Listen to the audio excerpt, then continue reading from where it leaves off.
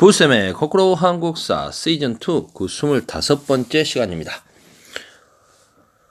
서양의 문어를 개방하다. 동아시아 각국이 서양의 문어를 개방하는 부분, 요 부분은요, 221번 영상에서 좀 다뤘던 내용과 좀 겹치는 부분이 있죠. 그래서 간단하게 그림으로 그때 좀 설명까지 다 했으니까 빨리 좀 넘어가도록 하겠습니다. 중국 청나라를 정점으로 청나라에 조공을 바치고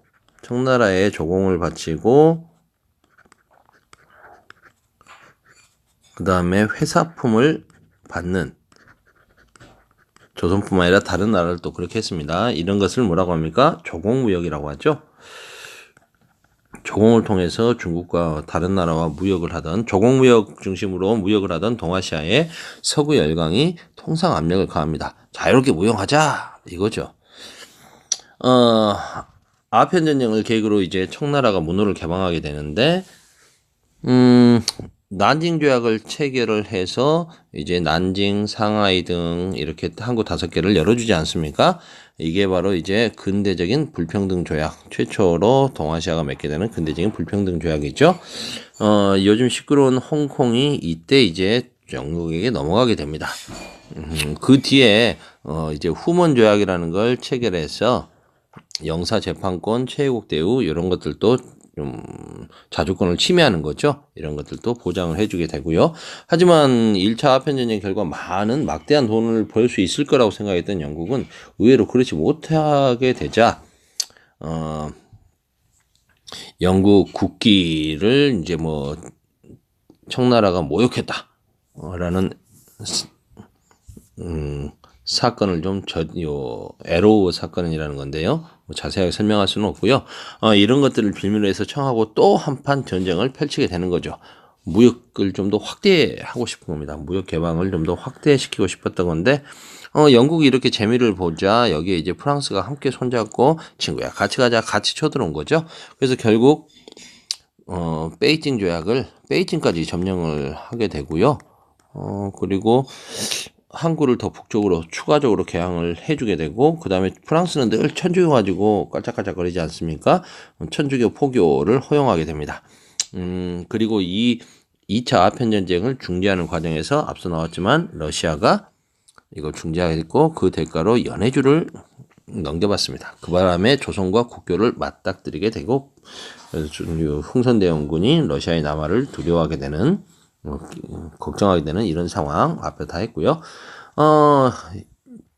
중국에서는 전쟁 배상금을 지불하려다 보니까 농민들에게 세금을 더 많이 걷어야겠죠. 힘들어졌을 겁니다.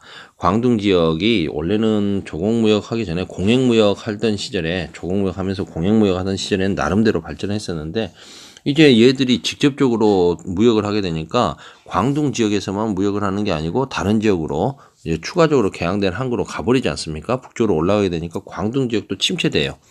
이래서 청나라에 대한 불만이 높아지는 과정에 홍수전이라는 사람이 청나라를 멸망시키자, 상제라는 종교단체를 만들어서 만주족을 멸망시키고 한족을 흥하게 하자, 멸만 흥한을 기치로 내걸면서 토지 분배, 남녀 평등을 주장합니다.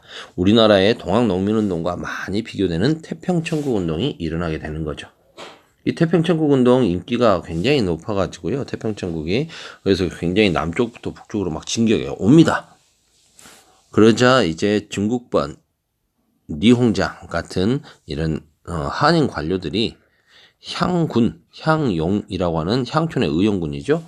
우리나라로 따지면 동학농민운동 때 그 민보군 같은 향병들의 모습하고 좀 비슷할 것 같습니다. 이런 걸 조직해서 공격하고, 서구 열강도 처음에는 태평천국이 상제회라고 하는 게 기독교, 크리스토교와 비슷하기 때문에 교리가 비슷하다고 해서 별로 이렇게 방치하고 있다가 얘들이 계속 올라오면서 이제 자신들의 이권까지도 위협을 하게 되자 진압을 하게 됩니다.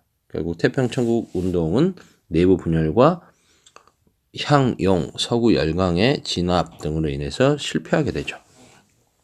한편 서양 열강과 함께 태평천국 운동을 진압했던 중국의 그 한인 관료들은 서양 무기의 우수성을 확인합니다. 야, 그러면 우리도 우리 걸 지키면서 서양의 선진 기술, 무기 기술만 받아들이면 되지 않겠느냐? 그래서 중국의 몸에 서양의 기술만 써먹자라는 중체 소용의 원칙에 따라서 군수공장을 설립하고 산업을 육성하고 이걸 배우기 위해서 외국의 유학생을 파견하게 됩니다. 이게 바로 양무운동이죠.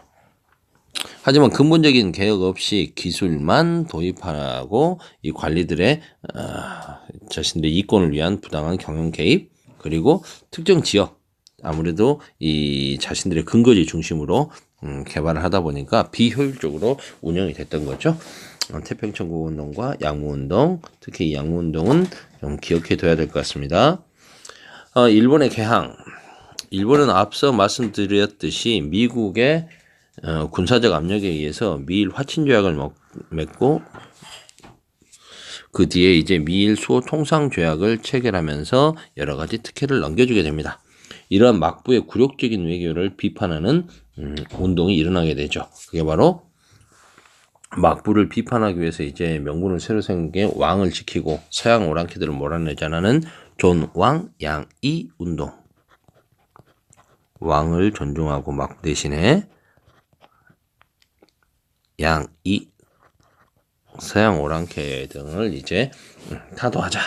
무사들이 중심이 돼서 이런 운동을 펼쳤고요.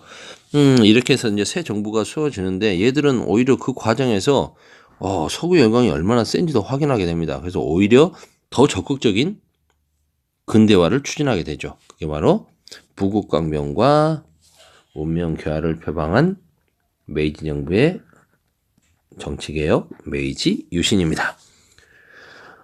입헌군주제, 토지 소유권 조사, 신분제 폐지, 병역과 납세 의무, 근대산업 육성, 국민 의무교육, 그리고 서양이 얼마나 잘 돌아가는지 보기 위해서 이와쿠라 사절단을 파견하는데, 이 이와쿠라 사절단은 아마 교과서에 사진이 있을걸요?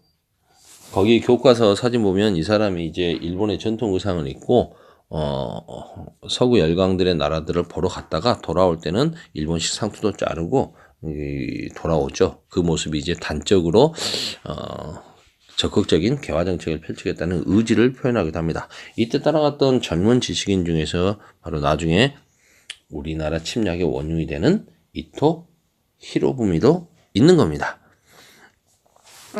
일본의 대외 침략. 개혁에 대한 반발. 일본에서도 이제 메이지 유신을 하고 나서 개혁에 대한 후유증이 당연히 있겠죠. 그런 무신 계층, 전통 사무라이 계층의 반발도 있고, 농민들은 일해야 되는데 예전에 사무라이들이 싸우고 자기는 일만 했는데 군대도 가야 된다지, 뭐 그냥 농사만 지으면 될 것 같은데 애들을 교육도 시킨다고 학교도 보내라고 그러지, 여러 가지 부담스러웠을 테고요. 그 다음에 징병제가 칼을 유일하게 찰 수 있었던 사무라이 계층은 징병제가 실시되면서 자신들의 특권이 없을되자 이런 불만들이 많을 겁니다. 이런 불만들을 좀 누르기 위해서, 그 관심을 해외로 돌리기 위해서 일본은 대외 진출을 시도합니다. 그래서 만만한 우리나라 또 한번 먹어보자, 한국을 정벌하자, 정한론이 주장되는 거죠. 한국을 정벌하자 정한론. 그런데 아직까지 일본 정계에서는 한국을 정벌하는 건 좀 무리다. 대신에 이제 우리 힘을 좀 더 키워서 조선이라는 나라가 예전에 임진왜란때 경험도 있지 않습니까? 생각보다 저항이 좀 만만치 않은 나라이기 때문에 일단 좀 만만한 데부터. 그래서 타이완을 침략하기도 하고요. 자신들의 힘을 한번 확인해 보는 거죠. 타이완으로 진출도 해보고, 나중에 이 타이완은 청일전쟁 끝나고 나서 이제 식민지로 확실하게 먹습니다. 그리고 유구죠. 유구. 오키나와를 강제로 합병합니다. 그래서 이때 이제 오키나와가 일본에 강제로 합병되면서 일본 땅이 되는 거죠. 그래서 오키나와는 예전부터 일본 땅이었던 건 아닙니다. 이때 일본 땅이 된 겁니다. 메이지 정부 시절에. 그리고 이제 자기 나라 안에서 참정권 확대, 의회 개설, 헌법 제정 등의 자유민권운동 요구가 일어나죠. 우리나라의 나중에 독립협회 활동과 비슷합니다. 일본 정부는 이걸 탄압하면서 오히려 좋다. 자유민주주의 국가는 아니더라도 제국 헌법 만들어서 뭐 헌법 만들면 될 거 아니냐. 일부 수용하는 모습을 보여주고 의회도 개설해 주마.